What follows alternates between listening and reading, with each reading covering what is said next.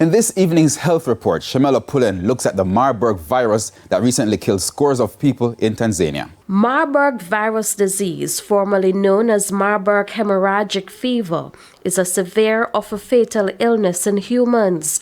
Infectious diseases consultant at the University Hospital of the West Indies, Dr. Kathy Pate Robinson, says 80 to 90% of people who get this virus die. It is quite an unpleasant disease to have. You usually have fever, you might have headache, you may have body pains, and bleeding is a part of it. That bleeding can be from your eyes, nose, mouth, and even from areas of your skin, but tends to be from openings, bleeding from the rectum and so on. The virus can be difficult to clinically distinguish from other infectious diseases like malaria and typhoid fever.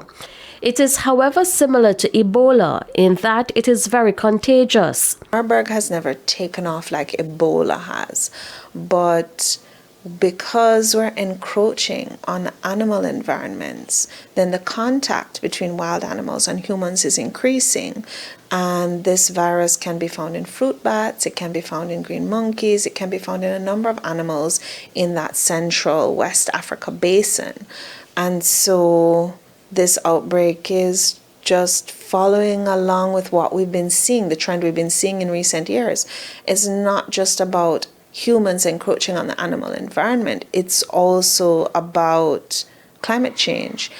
Unfortunately, there are limited drugs which can effectively target these viruses. Right now, we have very limited options, and a lot of it is supportive therapy, making sure you get sufficient fluids, that other things that happen to the body are controlled, and that you're kept alive, your breathing is maintained, your circulation is maintained while your body fights the virus off, and hopefully you survive. And although Tanzania is experiencing outbreaks of the virus, Dr. Pate Robinson says she doesn't see it coming to Jamaica. However, practicing good personal hygiene is critical.